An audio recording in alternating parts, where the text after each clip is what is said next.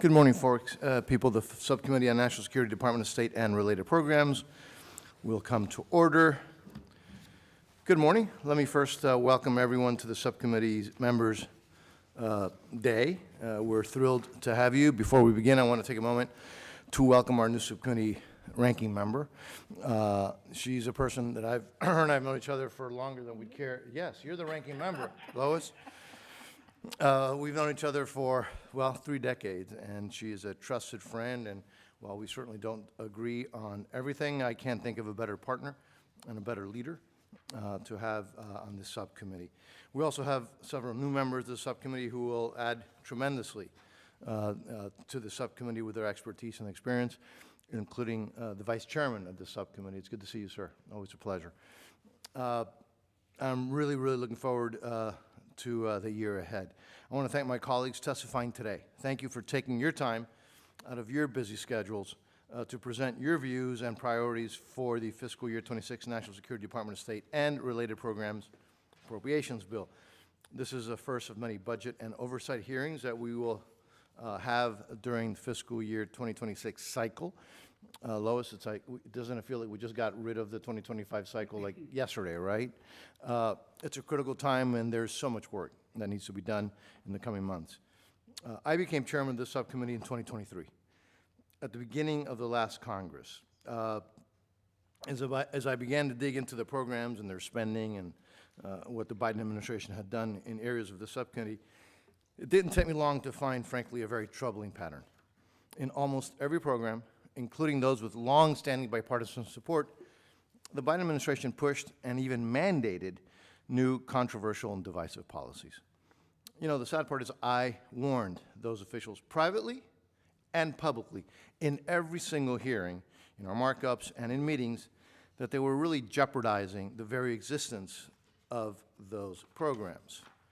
I'm reminding them time and time again, I kept telling them that foreign aid is not a popular issue among the American public, especially when so many Americans were struggling with their own budgets under the previous administration of inflation, et cetera. I don't have to relitigate that. I warned them that forcing their climate agenda, they're promoting censorship and mandating DIE in every dollar would not only be an insult to the American taxpayer, but would also work against our national interest around the globe. And also that it would erode bipartisan support for programs critical to our national security. And now we're seeing exactly what happens in response to extreme partisan agendas that the American people don't support and clearly expressed that last election. So the question is, where do we go from here? I know my colleagues testifying today have recommendations to that end. My priority for the fiscal year 2026 House bill is to fund effective, accountable programs that support U.S. national security. It's that simple. It's what I've been saying from day one, as I mentioned at the beginning. I take very seriously the member interest in our bill and would like to collaborate with each and every one of you on shared priorities that meet the objectives that I've just laid out.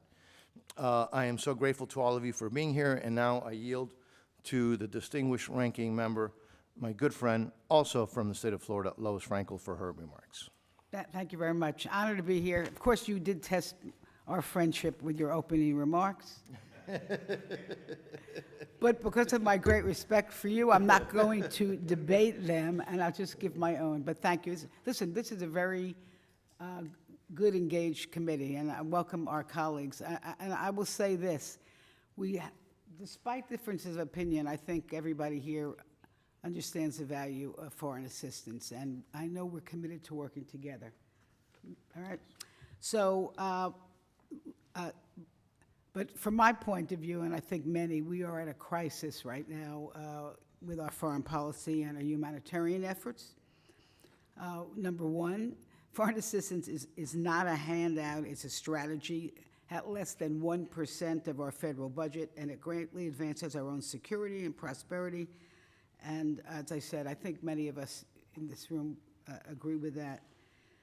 But sadly and dangerously and shockingly, this Trump administration's reckless dismantling of USAID as well as other agencies under our jurisdiction without consulting Congress is not only illegal, it jeopardizes decades of progress in global development and American leadership. And I want to say this, every administration has the right, the responsibility to review government programs to ensure they serve the American people effectively, because we all want to make sure our tax dollars are spent in the most effective way. However, a responsible government doesn't take a sledgehammer to vital institutions and programs without truly assessing their value or the consequences of cutting them. And I just the wholesale firing of people and cutting of programs and grants is shocking. Well, unfortunately, that's what we've witnessed. The Trump administration has a unilateral effort to disband USAID, the Inter-American Foundation, the African Development Foundation, the U.S. Institute of Peace, the U.S. Agency of Global Media, and they're just knocking on people's doors every day. The Doge boys, they're in there, they'll probably someplace today.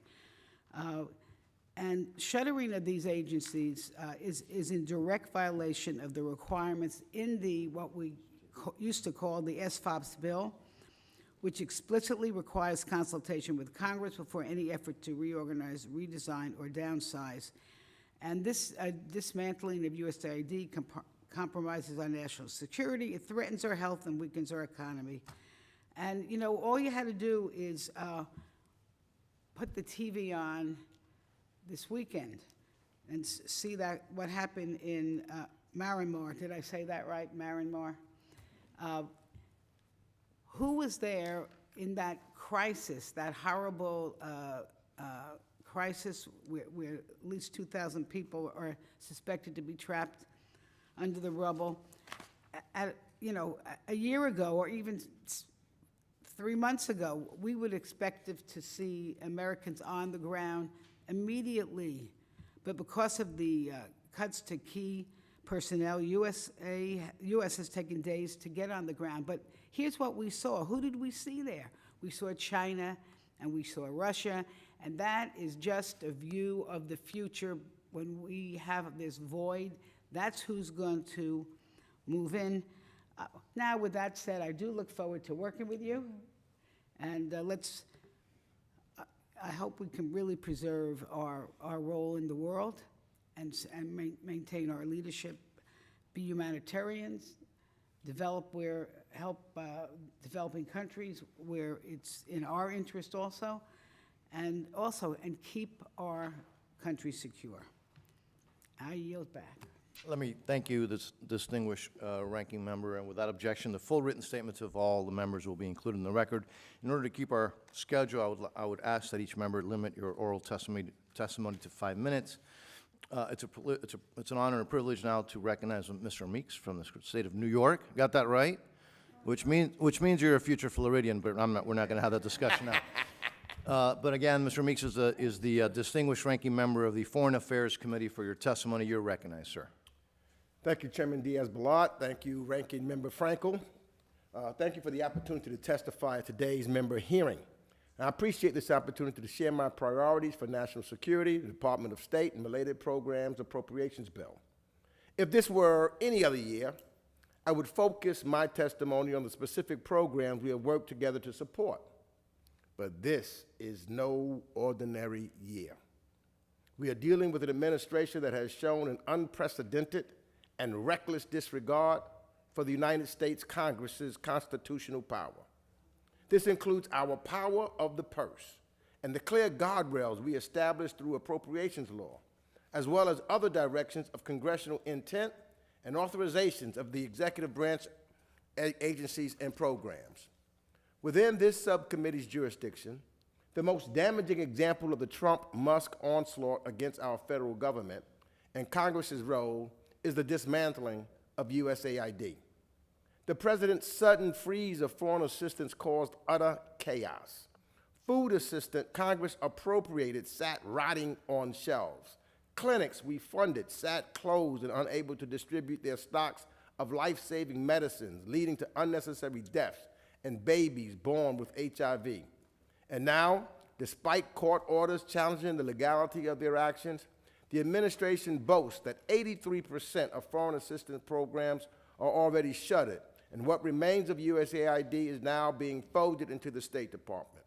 Similarly, President Trump's disregarded existing statutes terminated by decree the U.S. Agency for Global Media, resulting in grant terminations to its subsidiaries, including Voice of America, Radio Free Europe, Radio Liberty, Radio Free Asia.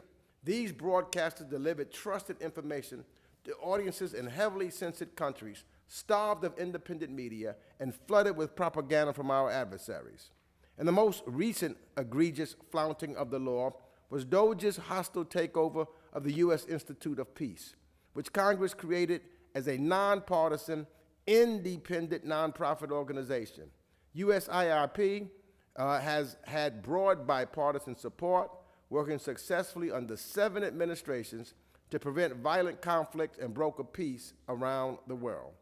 The Trump administration has done all this outside of the law, without consulting Congress, and in stark contradiction of the Appropriations law and other bills we have passed that are now the law of the land.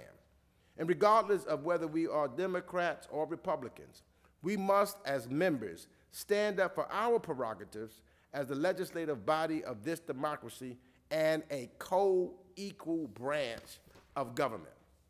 Because this is ultimately about our ability to stand up for our constituents. And the programs this subcommittee funds are critical to our national security. They help ensure the United States can successfully achieve our foreign policy goals, compete with our rivals, and prevent regional crises from escalating into armed conflict. These programs allow us to respond to humanitarian emergencies and the development needs of our partners, preventing diseases from becoming pandemics that reach our shores. All these objectives and more are achieved through a well-sourced State Department and related agencies and programs with the support from Congress that they need to effectively wield our soft power.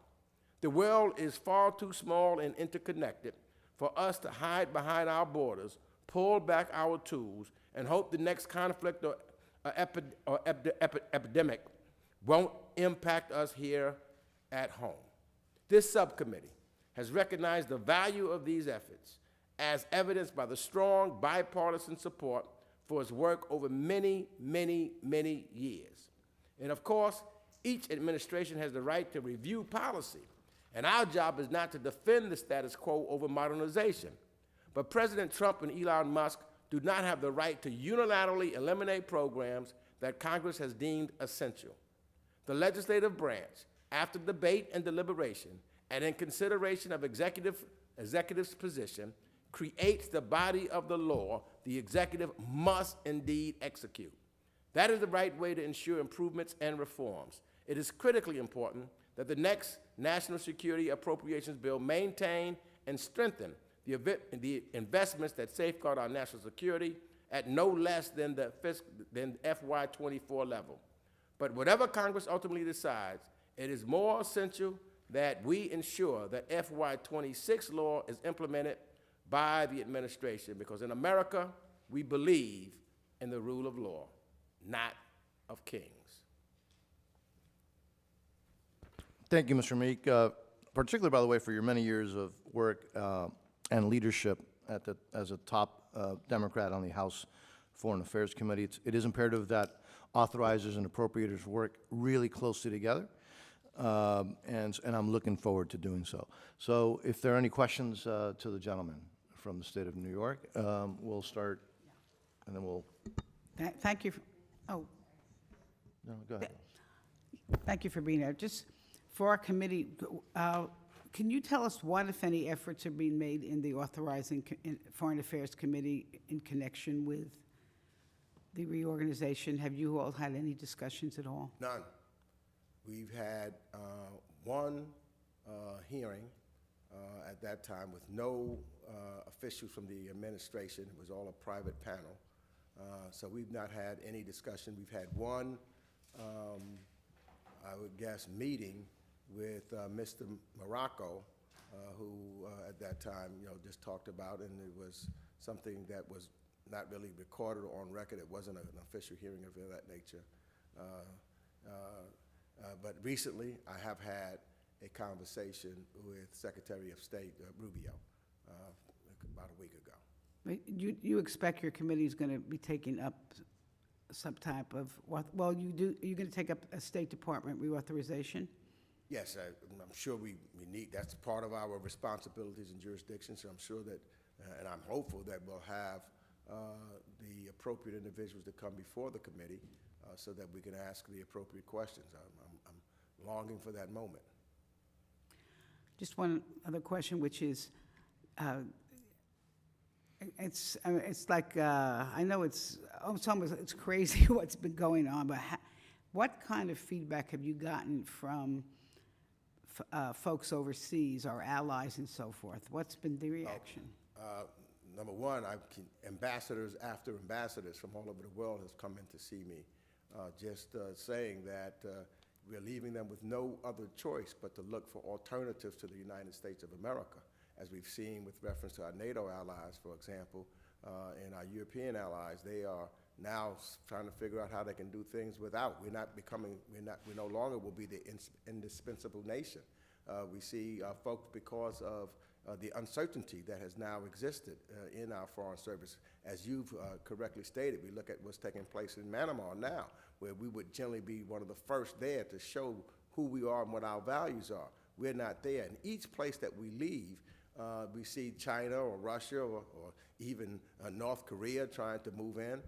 And then I can't tell you the number of emails that I've gotten from individuals who are now stuck in various places. One just the other day, an individual's now in Lebanon, and he's just there, no money now. Families in Kenya, been 25 years, have been awarded various merits for the work that he's done, and people left just stranded.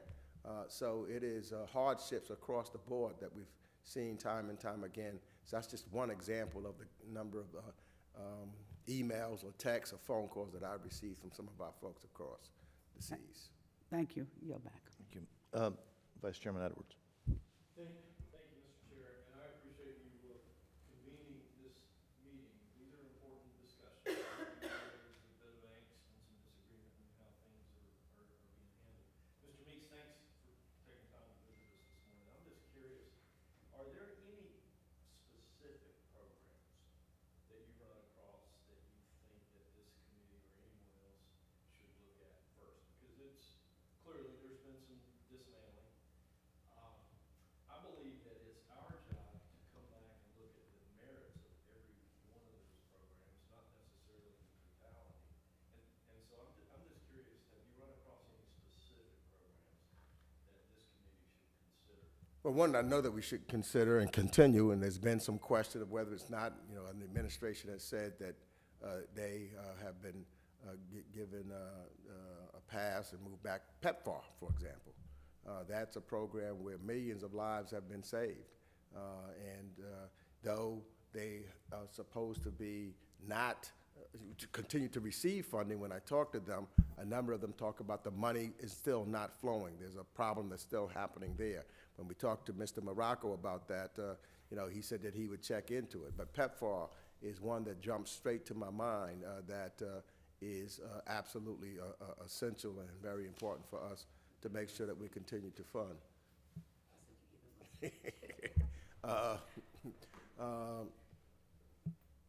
I also, let me just think of another one real quick.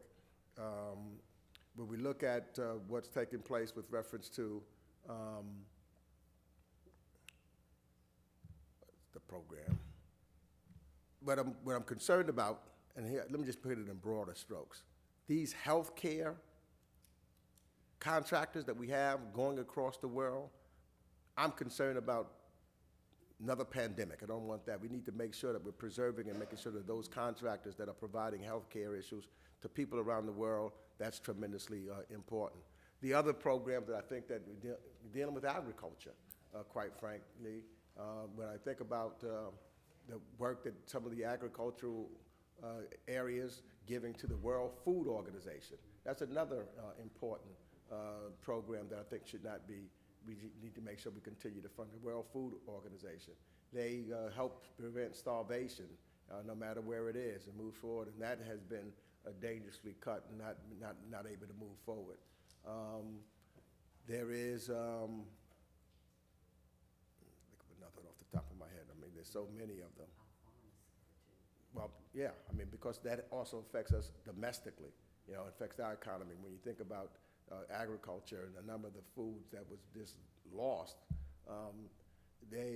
through the World Food Program, that puts another $4 billion in our economy that we're losing out on. So it hurts internationally, but it also hurts domestically in that regards.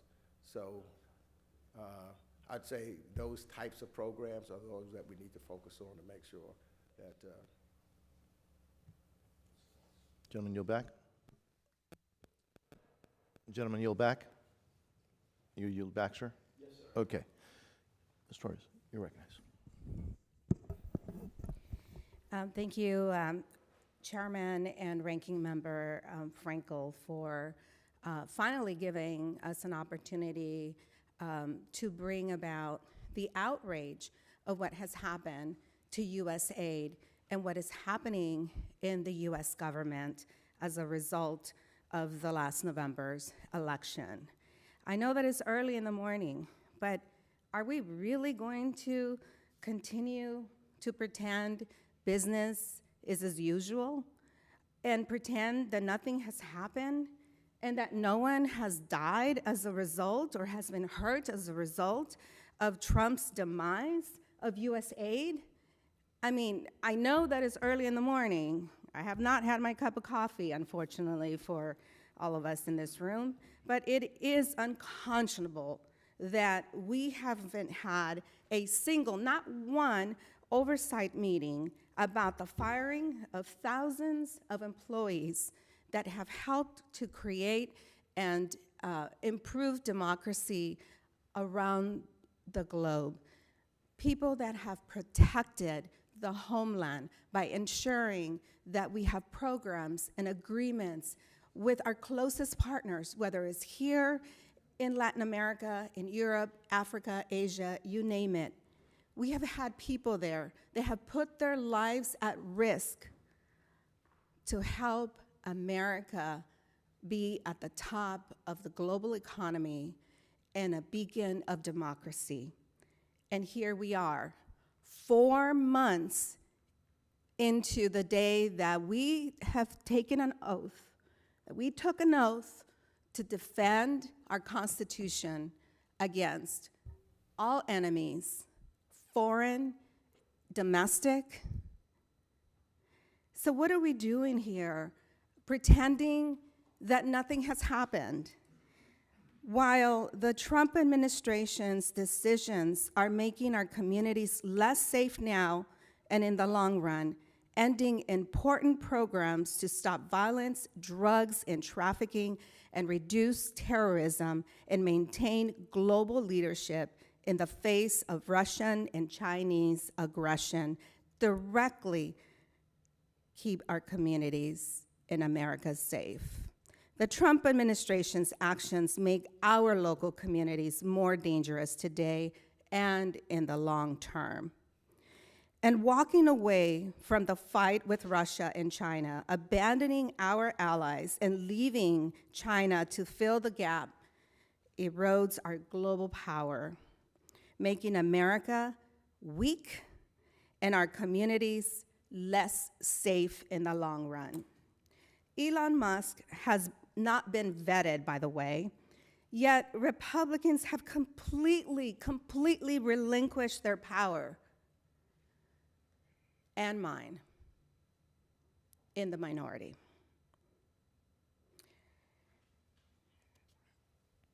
And not a single question, and I know that our moral compass still exists.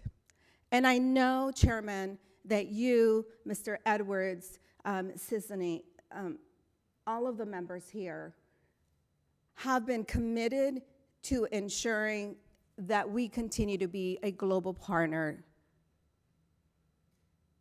to our friends abroad. But while you are turning over complete power to the unelected richest man in the world, I will not. And my constituents demand answers. And I believe that it is our job to uphold agreements made and funding that was allocated not under Trump, but under the Biden administration, the last administration that led this country. Mr. Meeks, I have been to Sudan and South Sudan. I've seen firsthand the grim reality of children who have no food. Could you share with us a bit more about what impact assistance cuts will have on Sudan and places like Haiti, like the DR? Devastating. People will die.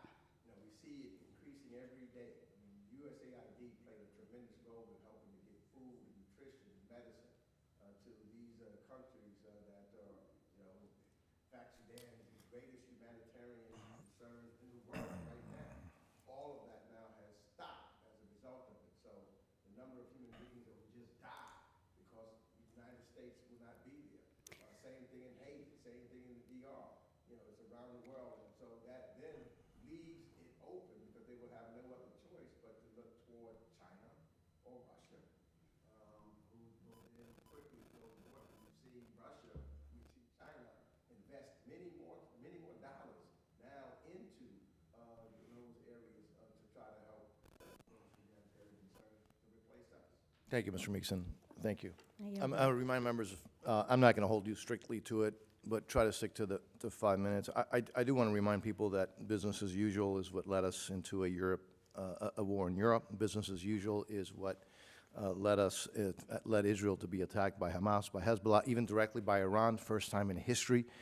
Business as usual, it led us to the Afghanistan fiasco, and business as usual is the American people voted against. Now, with that, let me recognize Mr. Alford, who, again, I'm honored to have you on this subcommittee, sir. Thank you, Chair, and thank you for your leadership. And Ranking Member, thank you so much. Good to see you. Mr. Meeks, I don't think we've had the pleasure of meeting. Good to see you. I understand you're the Ranking Member on Foreign Affairs. Is that correct? How long have you been on that committee? I've been on the committee for 26 years. How did these programs that we have so much consternation over, which really led up to the decimation of USAID, whether you agree with it or not, how did those programs get authorized? United States Congress. Through Foreign Affairs? We are the Authorization Committee and you are the Appropriators, yes. Right, but the programs which were deemed frivolous, the gender ideology programs, the ones that our chairman has spoken of, how did those end up passing the Authorization Committee to be in place to begin with? Well, members of Congress, those on the committee, Democrats and Republicans, you know, we had individuals, whether it was the Biden administration or the Bush administration before that, or the Clinton administration in my times here. We had dialogue, we had conversation. There was always room for reviewing and holding accountable, and folks would come in to testify. We wanted to make sure that the intent of what we authorized was carried through. And I would say that the intent of, you know, is there always opportunities to review and to go back and to change certain things to make sure that the intent of Congress is moving forward? Yes. So there, and there's congressional notifications that are required. Right. Was there any talk while this was going through the process through these years, especially when the Democrats had control of the U.S. House and had the gavels in that committee, was there any talk that you may be pushing it too far? That this may come back to bite us in the butt and we may lose everything if we push it too far? What we did, the talk was, and what we did was always try to make sure that both sides, Democrats and Republicans, would have their view, would talk through it. There was compromise. And we would then agree to what we think that would be beneficial from coming as far as the United States committing to the rest of the world. Very proud of the fact that USAID had said from the American people to the world, because the USAID was the face of our soft power going around the world. And so we generally, in my 26 years until recently, we worked in a bipartisan way on that committee, trying to get to where we are. What's shocking about this is without coming back to Congress, without having a dialogue with us, is just the abrupt cut by this administration. But we could have easily come back and talk about and review as we've done in years past. Well, I think that's a little too late now. It seems to be that USAID is dead. It's going to relive again under the State Department, I think under a different name. I personally feel that if we're not investing in national security projects in other parts of the world, and a lot can fit into that bucket, we probably shouldn't be spending taxpayer money on it. The average appropriation, I think, over the last couple of years has been some $40 billion for USAID, and a lot of projects fit into that.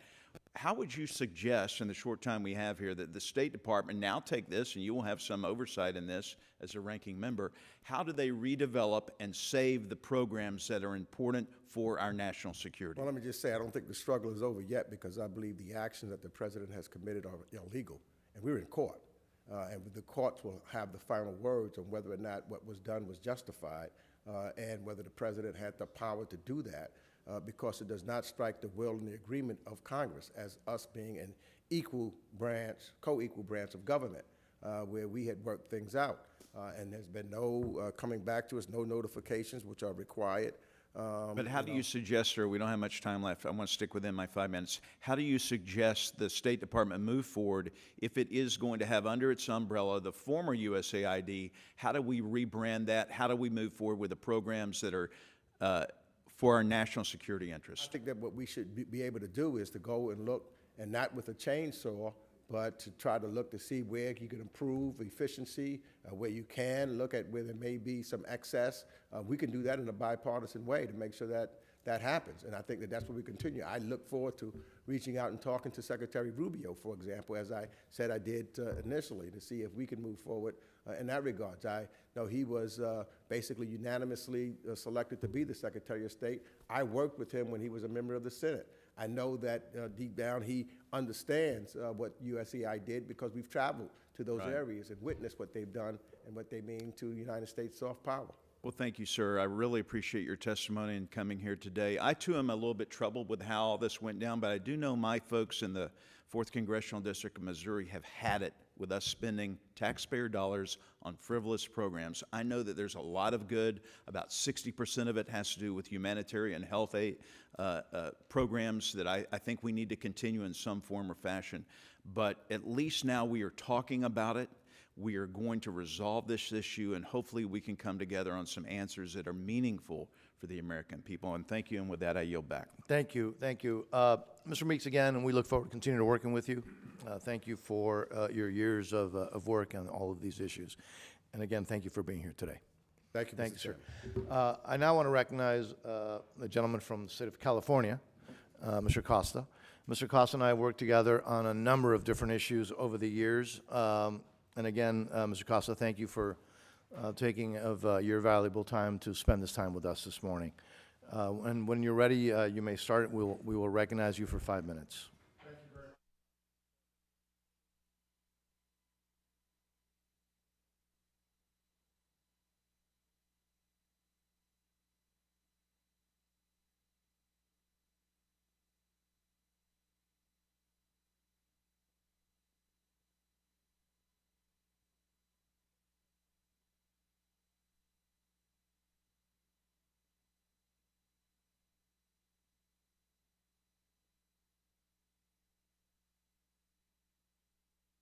Sympathy. I served with Lincoln, and the three of us obviously worked together on a host of different areas, and I know it's a difficult time for you and your family, and you have my thoughts and prayers. We are living in a similar moment, I believe, in world history, requiring the United States to remain engaged around the world. And I think many of you recognize what we have been discussing so far this morning, and that is the exercise of smart power by the United States and advancing our national interests. I think this appropriations bill makes it clear that the administration that this needs to be a priority. I am very concerned and alarmed about the withdrawal of not only USAID but other areas, because I think this unilateral withdrawal of support that we have been, I think, very forceful with, creates a vacuum for our adversaries, China and Russia, North Korea, and others. I'm very concerned about that vacuum. As a result, I'm a co-sponsor of the Protect U.S. National Security Act, which prohibits the funds that abolish USAID that was created by the United States Congress. I urge this subcommittee to follow the example in its Article 1 responsibilities. Congress has not authorized the elimination of USAID. We can recreate it in different forms. That's been discussed. That's totally appropriate.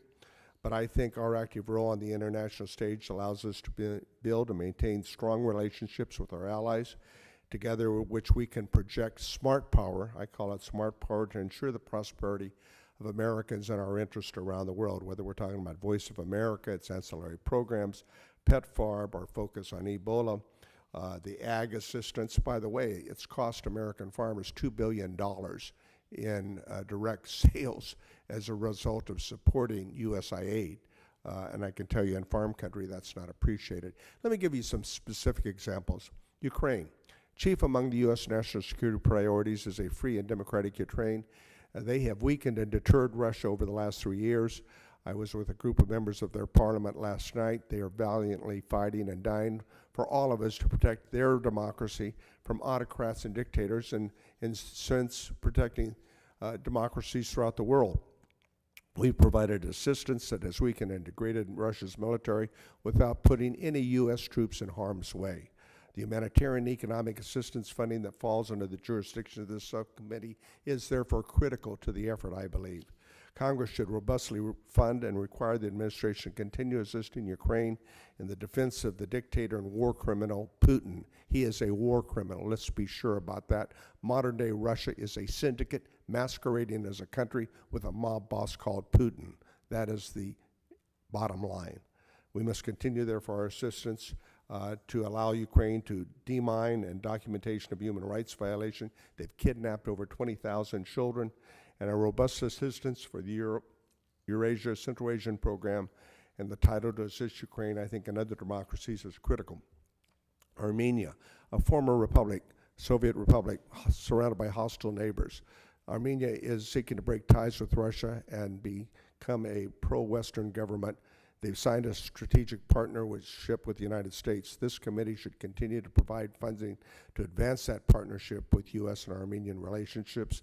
They include economic assistance, foreign military financing, robust support to support Armenian refugees that were removed from their ancient homeland, Nagorno-Karabakh, otherwise referred to as Artsakh, who were forced to flee as a result of Azerbaijan's unprovoked military takeover. And therefore, I think it's important and rightly that this previous administration, I hope it continues to renew the waiver allowing U.S. military assistance to Azerbaijan. They do not deserve that support. With my time quickly going, I think our support for the European Union and NATO and our diplomatic alliances are critical. That transatlantic partnership for 80 years has resulted in the longest peacetime period in Europe up until Putin's invasion, yes, his invasion on February 24th, 2022 on Ukraine.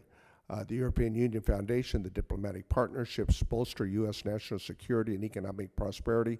And let me close by saying our diplomatic programs, our programs under review by this subcommittee, should be appropriately funded to advance these partnerships and continue the U.S. coordination with both organizations.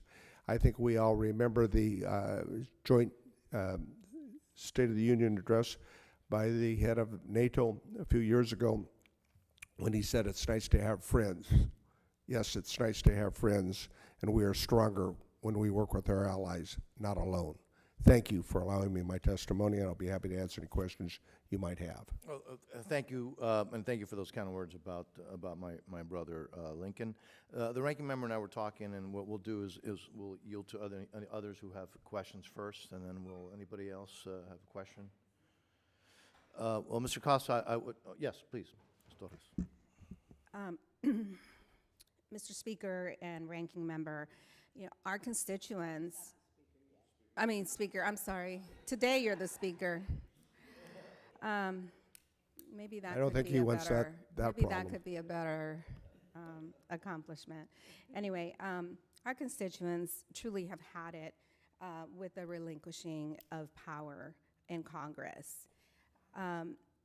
My colleague here, Mr. Costa, we in California, the largest agriculture state in the nation, we're not just the salad bowl, we also have dairy, we have several specialty crops. that we- 300 commodities in California. Thank you for assisting me in that. Yet, the Border Patrol came and raided farms in Northern California, or in Central Valley, in Mr. David Valadeo's district, I believe it was, or your In a district. host of our districts in the valley, including mine. Some of those impacted had ag visas. Mixed status families were impacted, and as a result, we have had a large number of farmhands not show up to work. And this is not limited to California, it's happening all over the country. When I talk about relinquishing our power, we need to be asking the questions of how this administration is impacting not just our foreign affairs, but in the homeland, the price of eggs. And we can argue about the fact that the price of eggs started in the Biden administration, absolutely true. But since the Trump administration, we have not been able to provide the vaccines that are needed to ensure that our farm workers don't get infected by the bird flu. And that impact is what has caused our price of eggs to continue to rise. We have had to make an appeal for foreign egg assistance to the world. So now we have eggs from Turkey and South Korea. The price of eggs are, yes, they're going down a little bit because of this foreign assistance to the US that we're purchasing eggs from outside of our country. And yet, zero transparency, accountability on trade wars that this administration continues to peddle. In the most recent CR, you've surrendered the power to the unchecked Trump administration of clawing back some of the trade wars that he has engaged in. So again, what are we doing here today if not checking the box of transparency and accountability as to what is happening in the administration and why is Elon Trump allowed to continue to unravel the programs that feed America, that help sustain our farmers. I don't even want to get into crop insurance and the cost of that rising as a result of no workers and ag products rotting in the fields. If I might comment, my friend and colleague, because of your time's limited, I think that, frankly, the tariffs are having a real impact on American agriculture. They're a tax not only on consumers, but producers and agricultural producers. 44% of California's agriculture is exported. And I remember that President Trump famously exalting the great achievement of USMCA 7 years ago. By the way, it's up for review next year. And yet we're imposing this tariffs on our biggest trading partners, Canada and Mexico. The mass deportation, I've never seen the fear like I've seen the fear in the last 3 months. The reality is, and not just in California, but about 1.5 million people are engaged that are undocumented in California agriculture. 1.5 million. These are some of the hardest working people you ever meet in your lives. These are skilled jobs, whether they're working in dairies, whether they're working in citrus, you go down the road. And so the impacts of the potential loss of this workforce combined with the other factors of the tariffs, I think pose a significant problem for American agriculture. And let me close on that note. but also to say that I think that this is something that we've got to work on. There's a possibility for immigration reform here with the modernization of the farm workers legislation. Thank you. And for dreamers. I'm going to yield back. Thank you, gentlelady. And I would be remiss, by the way, if I didn't also mention, I did not mention that the person testifying now is also on the Foreign Affairs Committee. But I particularly want to thank you for your leadership on issues dealing with Europe. You and I have dealt with our European friends for many, many years together. I want to thank you for your leadership, and again, thank you for coming by today. Well, thank you, and your leadership as well, and the transatlantic partnership was very valued, and we need to continue to maintain that partnership. It is vital. Thank you. Thank you for your testimony. Thank you. Great. Oh, wait, the ranking member has a testimony, Don't so go away. let me Yeah, keep you there for a few minutes. Thanks so much for being here. 2 questions. First of all, just with Armenia and Azerbaijan, there was a treaty, right? Is that, Yes, there was a is it treaty being that. effective? I'm sorry? Is it effective? Is it No, effective? because Azerbaijan has not complied with the treaty. Okay. And Russia, along with France and ourselves, as the guarantors of that treaty, Russia's obviously gone AWOL. Their focus is Ukraine, and the notion that they might lose another former satellite of the Soviet Union, i.e. Armenia, is absolutely repugnant to Putin, the war criminal. So he's obviously not inclined to support Armenia's pro-Western government. So what, I'm gonna bounce to Ukraine. Maybe I'll get back to Armenia, but I'm not sure you can or you want to comment on this, but most of our funding for Ukraine has come from supplementals. I mean, Yes. have you given any analysis or thought to what that means? I mean, the likelihood of doing a supplemental would be what? 0? A supplemental, Huh? a supplemental for Ukraine? Yeah. Well, Yeah, try to. it's tough. I mean, our funding is in the millions, but the supplemental was in the billions. And by the way, it's about an equal proportion of what Europe has provided Ukraine as well, both economic, humanitarian, and military aid. But what kind of support will Ukraine, going forward, still need? Well, I think right now we're at a fork in the road, so to speak, in terms of what the administration's trying to negotiate in terms of a ceasefire that could lead to a peace agreement. But I can tell you, under the current terms that Putin has laid out, it would be unacceptable for any Ukrainian government, whether it's Zelensky or some other Ukrainian government. They're not going to demilitarize and leave themselves vulnerable. By the way, Putin has signed 3 agreements with Ukraine. In 1994, when Ukraine gave up their nuclear weapons, again in 2000 and I think it was 4, and then in 2018, after Russia took over Crimea and into the Donbas region. Putin has not kept any of his agreements over that 30-year time period. So if I'm in Ukraine and I'm in the Ukrainian government, I'm going to want Russia's, I need to have the United States and Europe to be a guarantor of any peace agreement. Without that, to demilitarize, I would be giving my country up to Russia. Yeah, I'm very concerned about what's happened to really the people in Ukraine. And we haven't really had an opportunity to flush out all these cuts and so forth, but the people have been traumatized, women especially, sexual assaults. Of course, they've lost their spouses, many of them. You've had children kidnapped. And 20,000 children. How many? 20,000 And plus. what worries me, I'm not sure, but maybe someone can help me with that, is I do think that some of that U.S. aid has been cut off that was helping with the humanitarian assistance. No, there's been a halt in some of that funding and humanitarian assistance.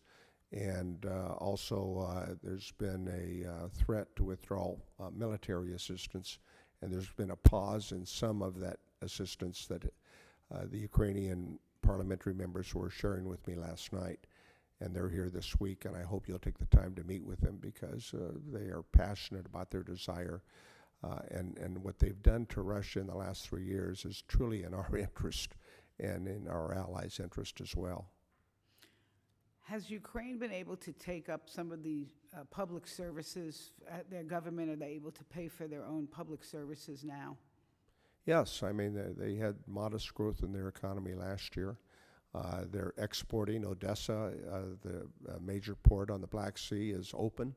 And, you know, Ukraine has been historically the breadbasket of the former Soviet Union, and still has, it's larger than the state of Texas. It still has significant agricultural production, besides rare minerals and besides a whole lot of other valuable assets, which is why Putin wants to take the country back. He doesn't view it as an independent country, but a part of Mother Russia. And that's an area I don't see we'll ever get agreement with. Sorry, yeah. If Ukraine goes down, what, in your opinion, what's next in that region? I think Poland now is going to have 5% of their GDP in defense. You see Romania, you see the Baltic states, you see Eastern European countries that have benefited from the fall of the Iron Curtain and free of the Soviet Union, greatly alarmed about their own security, and they are attempting to take actions to protect their security, given the nature of the threat of Russia. And if Ukraine falls, Katie bar the door. I would hope we would, honor Article 5 as NATO partners, and Poland and Romania and the Baltic states are NATO partners. Okay. Thank you so much. Thank you, and Mr. Costa, thank you. We've taken a lot of your time, but we appreciate your input. We appreciate you being here, and again, thank you so much for being here. It's a privilege now to recognize Ms. Kelly from the state of Illinois. Thank you for your patience, and more importantly, thank you for taking your time to spend it with us this morning. We're anxious to hear what you have to tell us. Good morning, and thank you, Chair Ballard and Member Frankel, for the opportunity to share one of my priorities for the FY26 National Security and Department of State funding bill. It is a true honor for me to continue the legacy of Representative Barbara Lee's leadership in advancing the President's Emergency Plan for AIDS Relief, otherwise known as PEPFAR's mission. Since President George W. Bush, with the great work and support of Barbara Lee and the CBC, launched PEPFAR in 2003.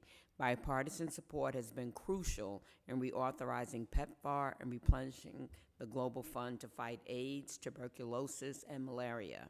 I am working daily to ensure communities worldwide can access PEPFAR's life-saving services. Since its inception, PEPFAR has saved over 26 million lives and prevented millions of HIV infections, while the Global Fund has saved 65 million lives and reduced the combined death rate from AIDS, tuberculosis, and malaria by 61%.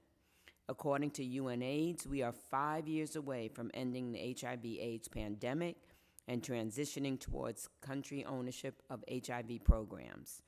PEPFAR has significantly reduced mortality rates, improved maternal and infant health, enhanced global health security, and fostered economic growth. Despite making up less than 0.1% of the U.S.'s spending, global HIV funding is one of the most successful U.S. foreign policy programs. In just 1 year, PEPFAR provided HIV testing services to 71 million individuals, and the Global Fund supported 25 million people on antiretroviral therapy. PEPFAR's Orphans and Vulnerable Children's Program has prevented 8.3 million children from becoming orphaned and helped 7.8 million babies be born HIV-free. Over the past 5 years alone, it has protected 10.5 million girls from exploitation, trafficking, and abuse through screening and preventative services. Similarly, in the countries where it invests, the Global Fund provides medications for 84% of all HIV-positive mothers, keeping them alive and protecting babies from infection. PEPFAR is among the most impactful programs for children, and we must retain it in its current form to continue saving lives and catalyze investments from other donors. We must stay focused on ending HIV/AIDS pandemic by 2030. However, challenges have arisen in 2025 following Executive Order 14169, when the dismantling of USAID and U.S. foreign assistance by Elon Musk and Doge disrupted PEPFAR's effort. At that time, PEPFAR was supporting 20.6 million people, including 566,000 children with HIV. While Secretary Rubio authorized a waiver to restart some life-saving HIV services, many remain suspended, including orphans and vulnerable children's programs. The millions of children dropped from OVC are at risk of hazardous labor, sex trafficking, or death. For the limited programs that received a waiver, accessing funding remains difficult, forcing NGOs to lay off over half of their staff and weakening local economies and healthcare systems. To ensure PEPFAR remains active and effective, I urge that the Global Health Programs account be funded at the FY24 enacted level of $60 billion, with PEPFAR receiving $6.5 billion and $2 billion allocated to the Global Fund's first-year replenishment. I urge this committee to allocate 10% of PEPFAR's bilateral funding for OVC, just as Congress has done in every PEPFAR reauthorization. HIV/AIDS is a constant threat to global health, leaving millions vulnerable to other diseases. We cannot sustain progress or end the epidemic if we leave communities behind. As of March 25, 2025, the clock ran out and PEPFAR's authorization expired. I look forward to working with this committee to reauthorize PEPFAR and continue appropriating essential fundings. And thank you for your ongoing support of PEPFAR and Global Fund work. And I'm almost out of time, but just quickly, I traveled to Latin America with Norma Torres, and we saw the great work of USAID, and we went to Peru, where they saved little kids from men coming from the United States and Europe. We saw them in the hotel that came to have sex with 12 and 13-year-olds. And I just met with Latin American countries, Canada and Mexico, and they feel like there's certainly a realignment of support. I yield back. Thank you very much, Congressman Kelly, for your testimony, particular about, you mentioned a lot of the success of PEPFAR, and I couldn't agree with you more. In fact, next week, we're having a hearing, subcommittee hearing, to review the successes, the challenges, and you know, to talk specifically about PEPFAR that you just so eloquently just spoke about. Now, unfortunately, during the previous administration, we uncovered a violation of the Helms-Burton Amendment in PEPFAR, which, by the way, is the first instance since the program was founded in 2003. And I think there was rather extensive outrage, and I would argue in a bipartisan outrage because it was a violation of law. Funds that were meant to save lives were being used for abortions. Obviously, that's something that's troubling, but we're going to make sure that we continue to have strong oversight. And again, I just wanted to mention that this is a subcommittee that understands that program pretty well, and we're going to continue to look at it. Thank you so much for your testimony on that today. Do we have any questions yes, Ms. Torres. I'm sorry. Thank you, Chairman. You're absolutely correct. Violation of the law should be and should continue to be a bipartisan concern and agreement that we will uphold the law. The rule of law is what maintains our Constitution, is how we continue to abide by our oath that we take every 2 years as we are newly elected or re-elected. Representative Kelly, that trip that we went on was heartbreaking, Mr. Chairman. We went into a community, even the hotel where we stayed at.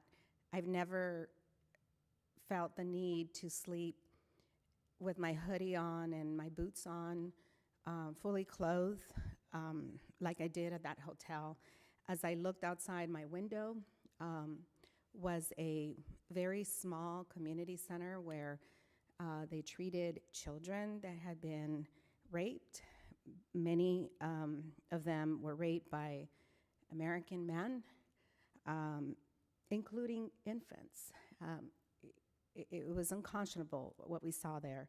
One police officer who we assisted through USAID because she had a cell phone, and that's how she maintained evidence, by the use of her cell phone. She had no camera, and on that trip, we were able to get USAID to immediately send her a camera so her personal cell phone would not have to have those horrific images of babies and young girls and boys that had been victims of rape. In Sierra Leone, I visited a very, very small village on a trip that I went with CARE, is a global organization that we work with to ensure that in this little village, we had less than a handful of women who were taking care of probably 100 children under the age of 10 whose parents had perished with AIDS or the war. And these are children who were being educated, who were being loved and cared for by these women who had almost nothing themselves. But their care and their love was preventing these young children from joining a terrorist organization that would ultimately see their way or try to see their way to an American embassy or to our homeland to do us harm. So these are the high stakes of not having oversight. And thank you, Chairman, for your last words that we are going to have another oversight meeting next week. I would welcome all of that. Look, if there is a demise of an agency that needs to happen, I'm not opposed to having oversight, and I'm not opposed to having those tough conversations. We need to have them, absolutely, but it has to be in an orderly way, that we are standing up for the rule of law, that we are standing up for our democracy, and we are protecting our equal power as a branch of government. And with that, I'll yield back. And, you know, I also encourage, that's why I encourage members to travel whenever possible, to go see not only what we're doing, but also just to kind of see what's going on in the world. I think it's an important part of what we do. And so, any further questions, Madam Ranking Member? Yes. Thank you.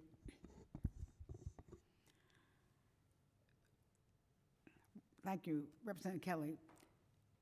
You know, I think when we talk about PEPFAR and the successes, and then I think we also have to understand that what an absence of PEPFAR or a demotion of the PEPFAR would mean to the entire healthcare system, because it's not just people who have AIDS. What happens when people get sick, right, puts a huge strain on the healthcare system.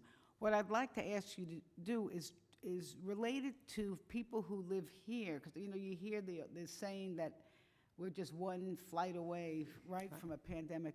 But could you relate how compromising the health systems overseas, how it affects people here? Well, I think we just had an example of that with COVID, that we were one flight away, and then look what happened in this country. And the bottom line is, even though we live in different countries, we're all on one planet. Yeah. And what happens in Africa and in Latin America and in, you know, you name it, Europe, China, does affect the United States of America, because we travel to those countries, and then people from there travel to us. I was in Cape Town, South Africa, and they talked about how so many lives have been saved because of, you know, what we did, but so many Americans were there also just on vacation. So we're all on this planet together. We might be in different countries, but we do affect each other, and that does lead to global health, global expense, all of that. It's just very, very important that we do have to be allies and help each other. Right, and when we weaken the health systems or the health of people around the world, it also can compromise our trading partners, right? Whatever, our security. Well, also, we just shared the story of when we went to Peru. Those are men coming from the United States and Europe, sleeping with these kids. These kids could have HIV, AIDS, who knows, and then coming back to the United States of America. It's all connected. USAID, I have 4,500 farms in my district. My farmers are not happy with USAID or the tariffs. And we are big in corn and soybean, and they are very concerned about what's going on. My biggest employer is Ford, very concerned about what's going on. It's all connected. So just a comment on the violation of, is it the Helms Amendment? The Helms Amendment. Just so for the record, the PEPFAR is a multi-million-dollar operation. There was one clinic where apparently there was an abortion No, done. I'm aware, yeah. That's one. It was about it cost about $4,000 they analyzed, and that money was paid back. Right. Just so make you feel better. The money back, and really, when you think about the millions of people who've been saved and taken care of, No comparison. No comparison. But anyway, thank you so much. Thank you. Thank the ranking member. Now, let me just, members, and thank you for being here. Thank you. We look forward to continuing working with you. Due to last-minute scheduling changes, Mr. McGovern, obviously the distinguished ranking member of the Rules Committee, and Ms. Titus, the co-chair of the House Democracy Partner, unfortunately, we're not able to be here this morning to present their testimony. We understand how schedules are in this place. So, without objection, their full written testimony will be entered in the record. And unless I have further questions, comments, the Subcommittee on National Security, State, and Related Programs stands adjourned. Thank you very much.